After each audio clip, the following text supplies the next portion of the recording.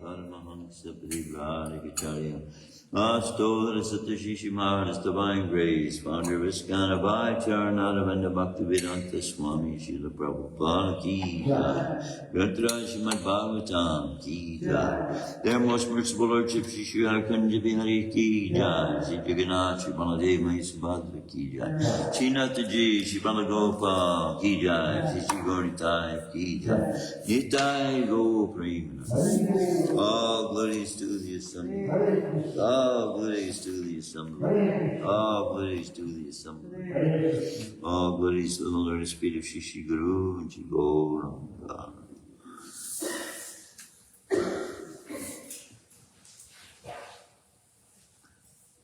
Are we doing 20 today? 20. Om Namo Bhagavate Vasudevaya. Om Namo Bhagavate Vasudevaya. Om Namo Bhagavate Vasudevaya. Om Namo Bhagavate Vasudevaya. Narayanam Namaskritya Naram Chaiva Narottamam Devim Saraswatim Vyasam Dojaya Mudiraye Nastaprayashu Bhadreshu Nityam Bhagavata Sevaya Bhagavati Uttama Shloke Bhaktir Bhagavati Naishtiki. Offer my respectful obeisances unto my spiritual master, who has, with the torchlight of knowledge, has opened my eyes which were blinded by the darkness of ignorance. By regular attendance in classes on Bhagavatam and by rendering service to the pure devotee, all that is troublesome to the heart is almost completely destroyed, and loving service unto the personality of Godhead is established as an irrevocable fact. Nobody can take any bit of devotional service away from you that you have performed. We are reading from Shrimadbhagavatam, Canto 1, Chapter 11, Text 20. And I'm glad it was not yesterday's text, because I see in the first line of that about prostitutes following, and I didn't want to be the one that commented on that. So, Mother Urmila, who used to be the Gurukul teacher here, on mine, she had a class. Opening question she gave to the class: what would be different in society now if Vedic culture was prominent? One boy raised his hand. There would be prostitution, he said. So we're not going to go into that today. We're going to go into text 20. Nata Nartaka Gandharva Nata Nartaka Gandharva Sutta Magada Vandina Sutta Magada Vandina Gayanti Kotama Shloka Gayanti Kotama Shloka Charitani Adbhutani Cha Charitani Adbhutani Cha Natanartaka Gandharva Natanartaka Gandharva Suttamagada Bandina Suttamagada Bandina Gayanti Chottama Shloka Gayanti Chotama Shloka Charitani Adbhutani Cha Charitani Adbhutani Cha.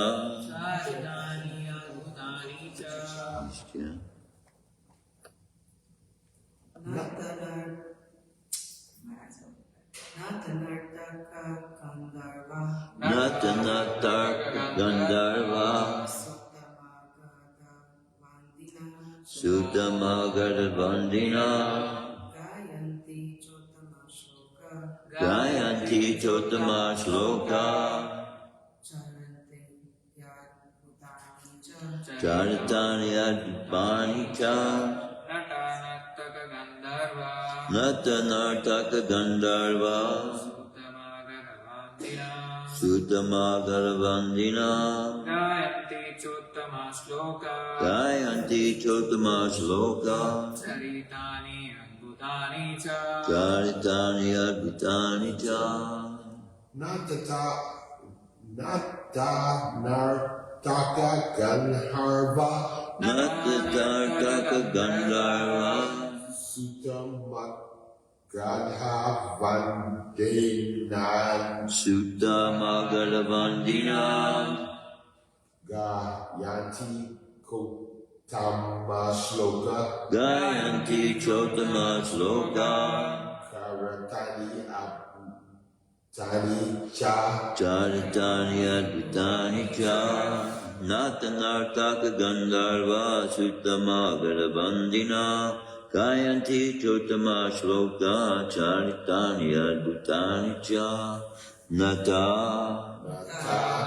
Dramatist Nartaka Dancers Gandharva Celestial singers Sutta Professional historians Magadha Professional genealogists Pandina Professional learned speakers Gayanti Chant Cha respectively Uttama Shloka the Supreme Lord Charitani activities Adbhutani all superhuman Cha and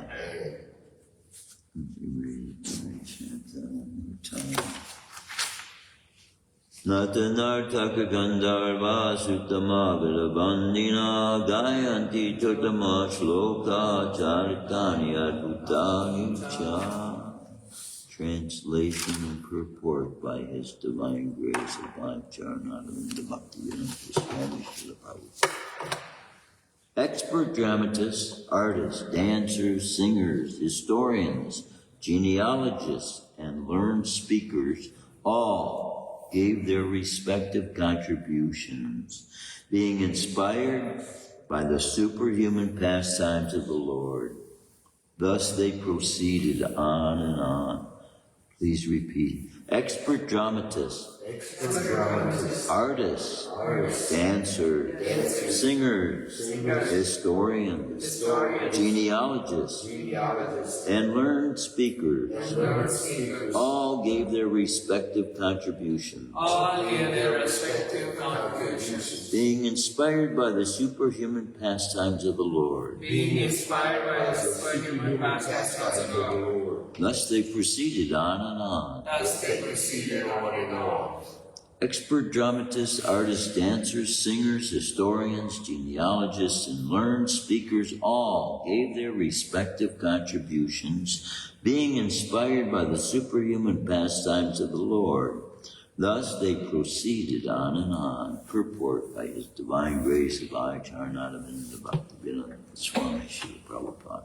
It appears that 5,000 years ago, the society also needed the services of the dramatists, artists, dancers, singers, historians, genealogists, public speakers, etc.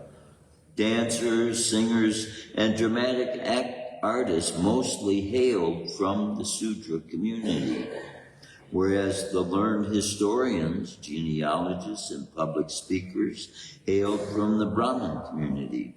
All of them belonged to a particular caste, and they became so trained in their respective families. Such dramatists, dancers, singers, historians, genealogists, and public speakers would dwell on the subject of the Lord's superhuman activities in different ages and millenniums, and not on ordinary events. Nor were they in chronological order. All the Puranas are historical facts described only in relation with the Supreme Lord in different ages, in times, as well as on different planets also. Therefore, we do not find any chronological order.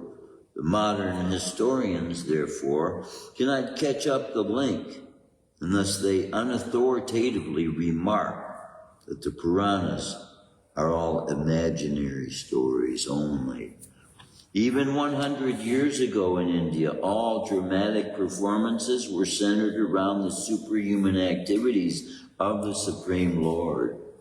The common people would be verily entertained by the performances of dramas, and yatra parties played wonderfully on the superhuman activities of the Lord. And thus even the illiterate agriculturalists would be a participant in the knowledge of Vedic literature, despite a considerable lack of academic qualifications. Therefore, expert players in drama, dancers, singers, speakers, etc., are required for the spiritual enlightenment of the common man. The genealogist would give account completely of the descendants of a particular family. Even at the present moment, the guides in the pilgrimage sites of India submit a complete account of genealogical tables before a newcomer. This wonderful act sometimes attracts more customers to receive such important information. Om Jnanamarandasya Gananjana Shalakaya Chakshursmilitamena Tasmai Sri Gurave Namaha. I was speaking last class about the 4 sections of society, and there are 4 ashrams as well. So there are varnas and there are ashrams, and the application of them in this age is that Brahmins can take part in all of these activities. And still, because it's related to Krishna, it's still the most highest, elevated. So we sweep floors, we clean pots, we cook. We do all kinds of these activities that might be looked upon by society as low-class activities. But we are using Krishna's energy. We are attaching ourselves to the Supreme Personality of Godhead. And Srila Prabhupada is pointing out that at one time in society, this is all what society was engaged in. All of their entertainment, all of their joyous activities, their celebrations, all their dramas, their, having fun and just entertaining one another. This was all centered around activities that Krishna had taken part in. The other day, I was asking Krishna, Super Soul, in Gayatri, because see, while we chant Gayatri, Gayatri gives us a perspective of the universe. And so exact dimensions are given in the Bhagavatam about the size of the universe. There's a churning of the ocean that took place at the foundation of this universe, in which many incarnations of Krishna came out of. And one of which was Dhanvantar. And by the churning of this ocean was produced a nectar. which, as I understand it, today is still drunk. The celebration we have of Kumbh Mela, where all the yogis come down from the mountains. They come down to be able to get a drop of this nectar, this somaras, that comes from the heavenly planets. And the most aged, and Srila Prabhupada, when he brought devotees with him from India, he would point out, this is a yogi, this yogi is 300 years old, this yogi is 600 years old, like that. He knew them. He knew which ones were authorized and which ones were bogus. Okay. And so, but there were yogis coming down there. I got to go to Kumbh Mela, what was that, 88, I think it was, when I got to be at the end of it. If you go in the middle of it, there's so many people. I mean, it just, understandably, it's just such a privilege to be able to get even close, you know, to the activities of the most advanced souls that are there. But they go into the waters there, the sacred waters, where the nectar is coming down, and they need one drop of this somaras. Last them 12 years till the next Kumbh Mela. That's the nature of somaras. So we were speaking on the way. We went to milk the cow yesterday. Tirthapad milks the cow, and then we clean up. And I was petting the cows, brushing the cows. You know, it's such a tremendous experience when you're not in the farm. I mean, most people living on a farm don't think of, you know, having the ability to pet a cow or like that is very much of a great privilege. But someone living in the city, I stay cooped up in a house all the time. Getting out there, you can actually feel the energy that's produced by these cows. Their bodies, they're huge, but they are manufacturing similar to this milk product, depending upon the love they're giving, they're being given. Because their love for Krishna, see, when we offer this milk of theirs, Mother Yasoda's milk, to Krishna, the cow is feeling it.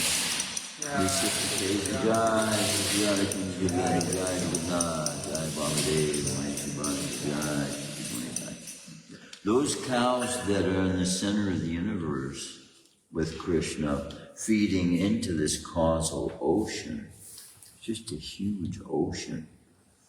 But you can imagine, I was describing as well the other day, Mandar Hill, which is being used to churn this ocean, is 800,000 miles long. 800,000 miles. And that is being used as a stick to scratch Krishna's back with, in the form of a tortoise. Krishna's taking the pleasure. And the scratching of his back and the churning of the milk that's in that ocean that is produced by these Kamadhenu cows that have love for Krishna.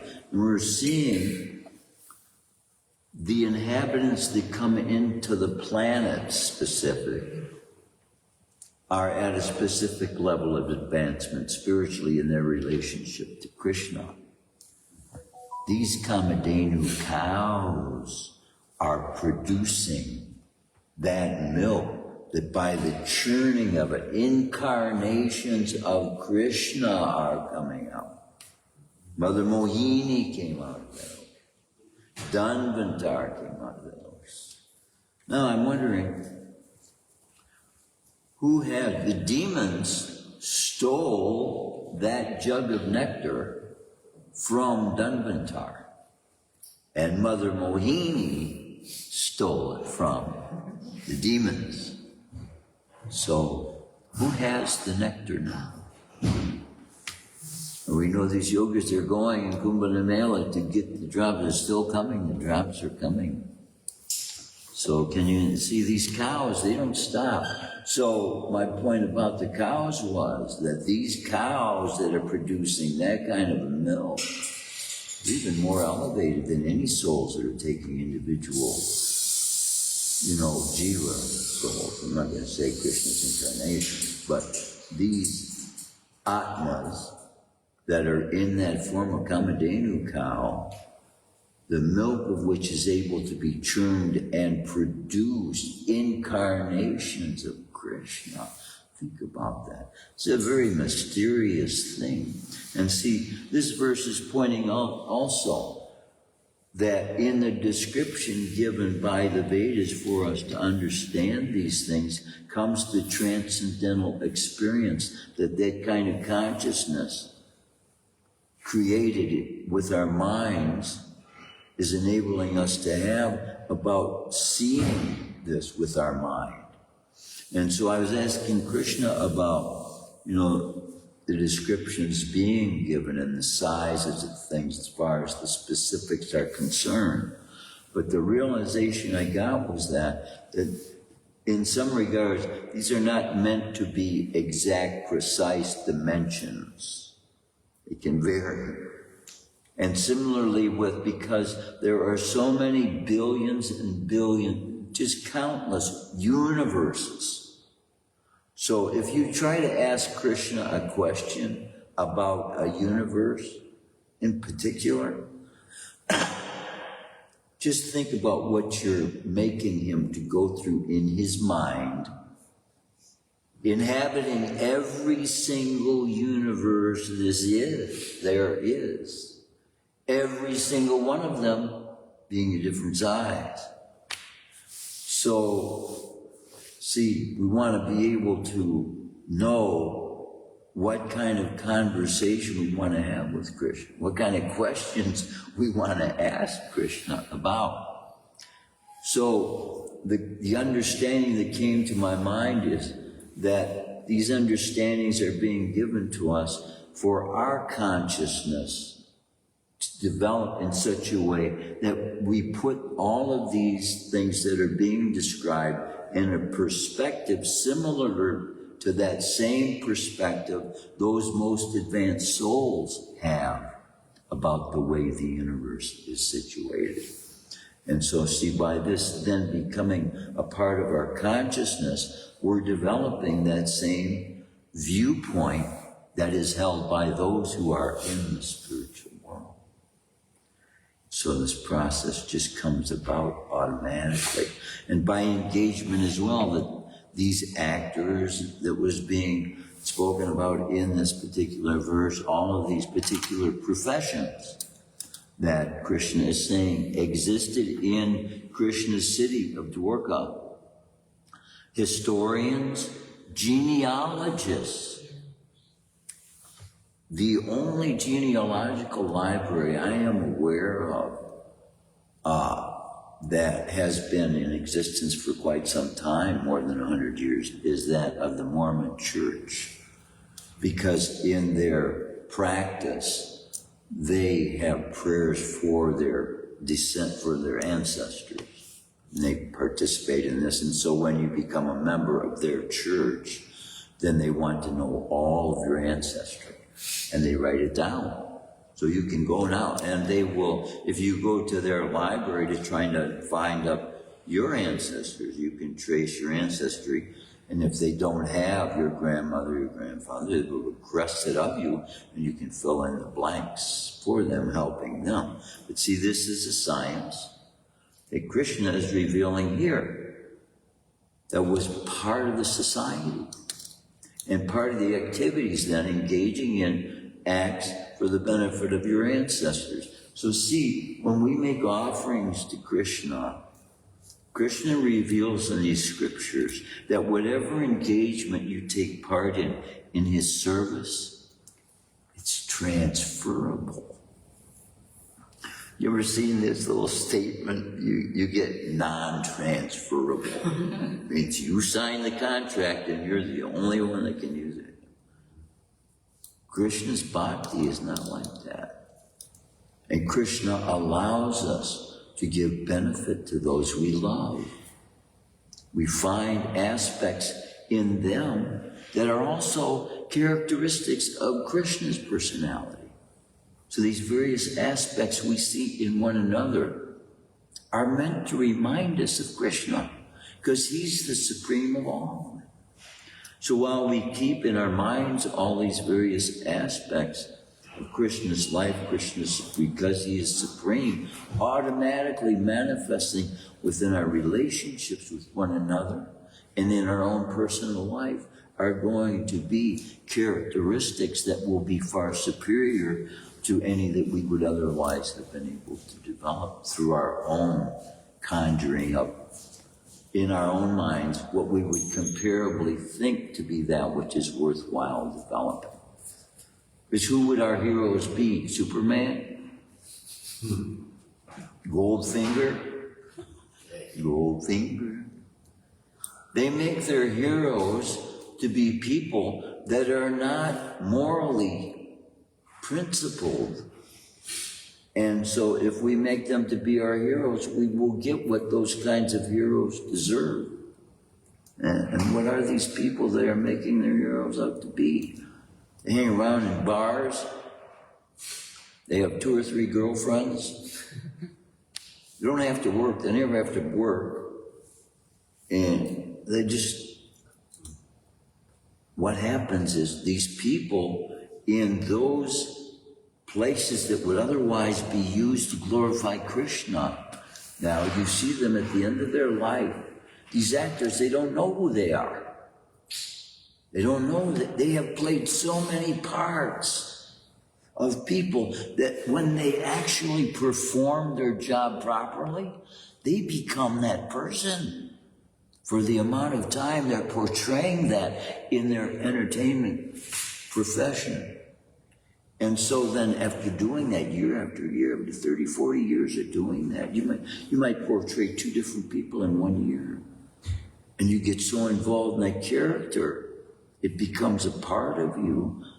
And then at the end of this kind of profession, you don't know who you are.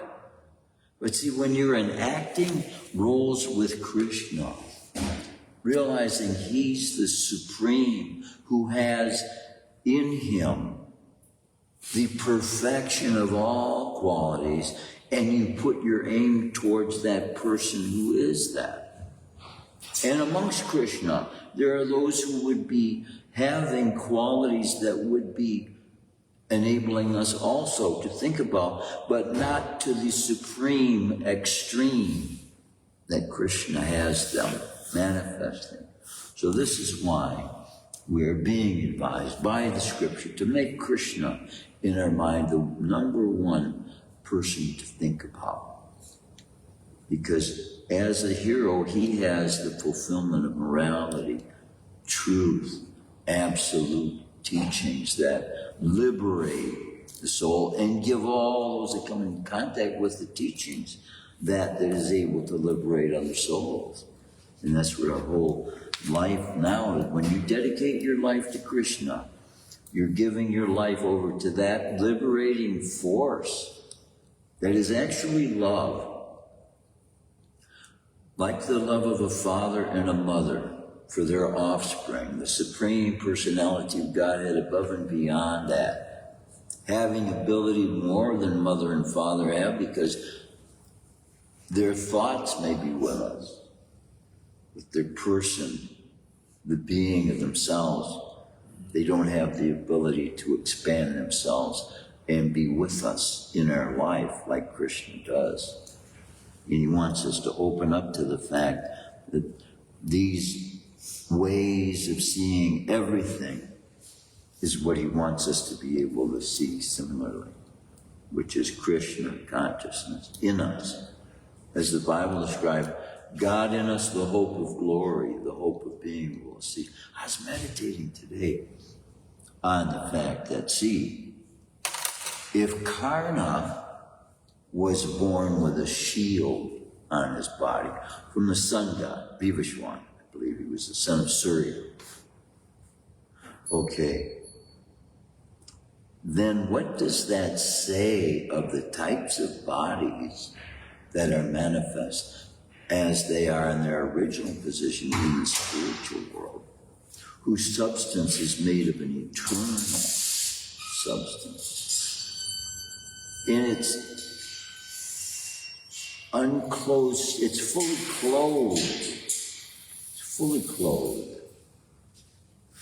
The substance of truth, the substance of morality, the substance of being in that state that the soul is in its eternal relationship with Krishna. The substance of what we call qualities are manifest as a substance in the spiritual world. So when we say the soul is made of truth, what is it? The substance of eternity that the truth is, manifest in so many different ways in this world. It comes out. Morality, principle, wisdom, knowledge. In every aspect, it gets specific about the total environment, the scene that we're in, and all these things having to do this. All coming from the personality of Krishna. Knowledge about all these things.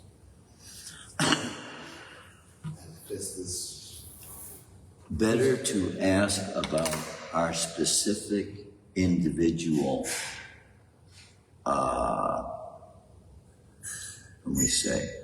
place. Because we all have, as devotees, we all have a specific responsibility to carry out in Krishna consciousness.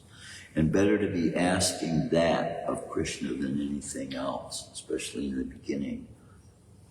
I mean, if people come up to you in your service, because if you take the service of a priest, for example, like when you go on the altar, people who come here immediately expect you to be able to pray for them, talk to God for them, these kinds of things. And so in your prayers then become specific for them also. Jagaguru told me, these are the prayers Krishna listens to.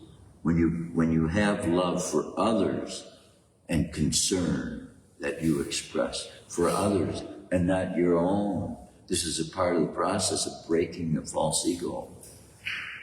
And when that false ego gets broken, the soul is only able to manifest loving feelings, loving of the experience they're having with Krishna. That's what love is. The experience the soul is having with Krishna, that's love. But it manifests according to the soul's ability to hold that love and to contain that love.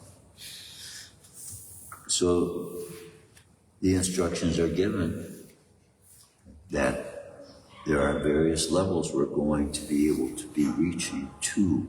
And so in keeping in our minds that those highest levels that Srimati Radharani has for Krishna, and how that makes them one and the same being.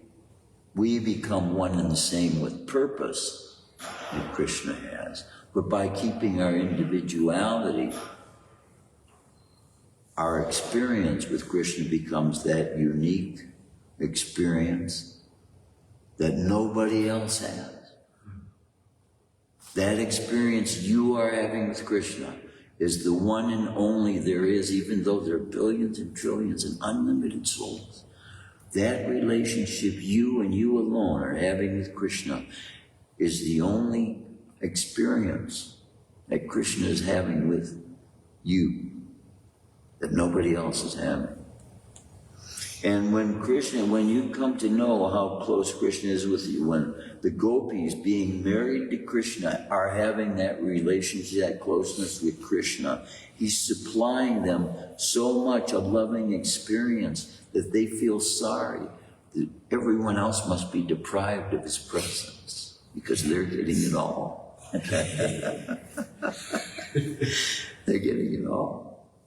See, this is, and what this turns into in the material world as a perverted reflection of that, then it becomes a biased, oh, our religion is the best. We're the only ones that have God, you know. And see, it's such a perverted reflection. When the love that the gopis have is that everyone can have. the feelings that they have for Krishna, rather than, oh, nobody has anything that I have. No, I wish everybody could have everything that we have in Krishna consciousness. It's not of a condemning nature, it's of an including nature, an inclusive nature. That is that attractive quality of Krishna. He's bringing people in. And we want to allow that to happen as much as possible. But the way we are set up now, we're much limited in the way we are reaching out in this particular temple, because we were expanding so much more rapidly than we are now. This is 40 years ago. And if the same increase had continued, we wouldn't have room. That other temple also would be full. We have 2 temples here now. That's Dwarkadam, this is Devasiddhanam. That would be full also, Mangalartik. That whole temple would be full. See, morning gathering together, and it was like a Sunday feast every morning. It was like that. And we used to, in the prasadam room, we had little tables this tall. And everybody sat on mats, were rolled out, and prasadam was served. It was brought and put wherever you were sitting. The devotees came with pots and served it out. That's how it's done in India, right? You go to a pandal. And the whole community takes prasadam together. And this is how a community comes to be family. Everybody takes a meal together, but it is sanctified food. They're not gathering in celebration of a life having to be given for them to be able to continue their existence. But how many lives would be taken in the gathering of 100 meat eaters? How many lives would have to be taken? They're not satisfied with one kind of meat either. You want chicken and roast beef and all these other things that are totally unnecessary. And not only that, but the benefit that otherwise is derived now from all those foods created for human consumption, to gain benefit by being used in the process of human consumption, not having to repay the life over and over again by the one who takes it. The one becomes the one they take, then they get taken, then they have to become again the receiver, the giver, the receiver. They're back and forth in a continuous cycle, killing one another off. The rabbit is killed by the fox. Then the fox has to take the life, so then he has to give the life. It's just a big endless cycle of birth, death, birth, death, birth, death. And the value of these glorious teachings of Krishna that enable us to realize the fact that we've got to get, this is not our home. Everybody in the world is trying to make this their home. And seeing it as that which they should make as that which would be comfortable forever in happiness here. But it's not our home. It's not our home. We can bring the happiness of home with us if we have the consciousness of those who are at home. And that's what Krishna consciousness is. Seeing from Krishna's perspective that he gives us in these sacred literature. Any comments, any questions, any realizations? Yeah, what you ask might be the very question somebody out there needs to hear.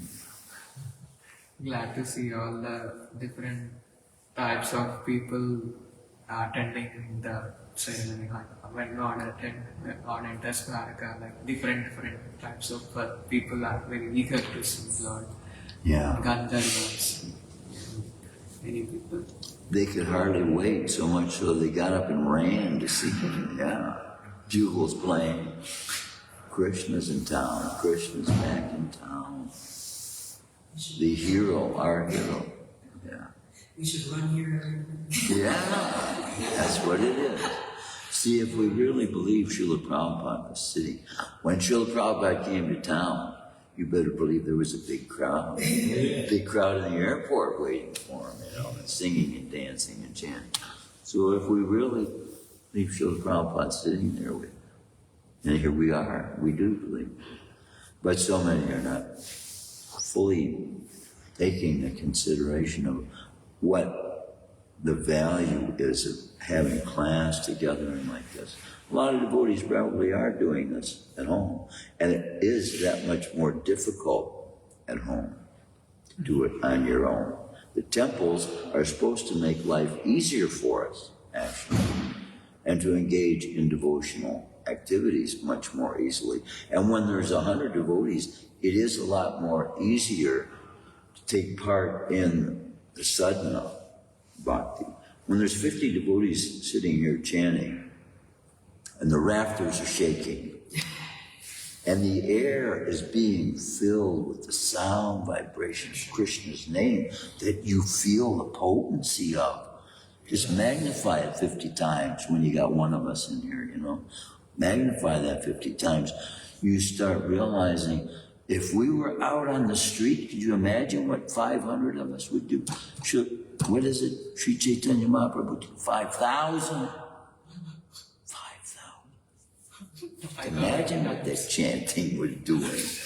We need to have a wild, free teacher time, sacred time, downtown with some. We need to do. We really do. It would be nice if devotees, had enough impetus to get 500 of us.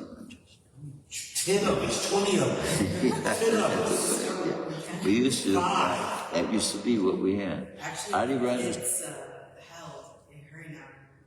The kids actually, like our Sunday school group, held a Harinam in downtown. Wow. Riverwalk. And stuff. And they do for like kids camp as well too. It'd be nice if adults would come and support them and join them. Exactly right. I feel like more adults do that. If we do it again this summer. I still have remembrance of when Adiraj was temple president, going in Detroit with long underwear, under devotees. In the cold? In the cold, yeah. Okay. We look for auto show too. Yeah. And auto show, oh my God, that was a big collecting time. You stand in the hallway in one place and just ask for money, and they just pour it in. Like $200-300 there, $400, and sitting there for 4 or 5 hours, just asking for donations. Because when they come in contact with a devotee, it's the first time they've seen someone pure-hearted in their whole day at least, and probably maybe in some cases in their whole life. Because devotees, they don't realize the purity of their intentions to please Srila Prabhupada is a form of love that is not being shown in the world in any other way, by any other form of affection that's being shown toward people. The purity of that love devotees have for Srila Prabhupada can be recognized that people are looking for purity. And those that are looking for purity, those are the ones we want to bring in. Those that are praying, those that are asking God to help them understand and know what they're supposed to do, those are the ones we want to bring them into our fold. Yeah. And that's what the holy names will do. The holy names become attractive. There's a quote in the Bible that says, my children know my voice. And then there's another statement that says, I inhabit the praises of my people. And so we know that Krishna and his name are not different. So these are two, both the same statement being made, that Krishna's name is not different. And I inhabit the praise of my people. So we get the experience of God speaking out of our own mouths when we sing Krishna's name. And the pleasure he is having by us doing that is the pleasure that he gets out of hearing his own flute playing. Mm-hmm. This is the words of Sanatana Goswami, Hari Bhakti Vilas, to help us to know what we do to Krishna when we chant. So this is an experience Krishna wants to share with us by revealing this to Sanatana Goswami. These are secrets, you know. Every devotee that's had this personal contact with Krishna, they've got unique secrets. Sanatana Goswami, he writes things that another devotee, Bhaktivinoda Thakur, he has another totally different experience. You know, when he saw Lord Chaitanya being worshipped on the throne by all the demigods, totally different experience too. But it's all Krishna Lila. And many of these engagements are actually classified as Krishna Lila that we do not know at the time, because we get puffed up if we're thinking like that. We put ourselves ahead. We heard the saying, putting the cart before the horse, right? So much easier for horses to pull a cart than it is for them to push a cart. But we don't want to put ourselves ahead of the place. What's the saying? Fools rush in where angels fear to tread. Yeah. John. Shrimadbhagavatam ki jai, Srila Prabhupada ki jai. All glory to your service.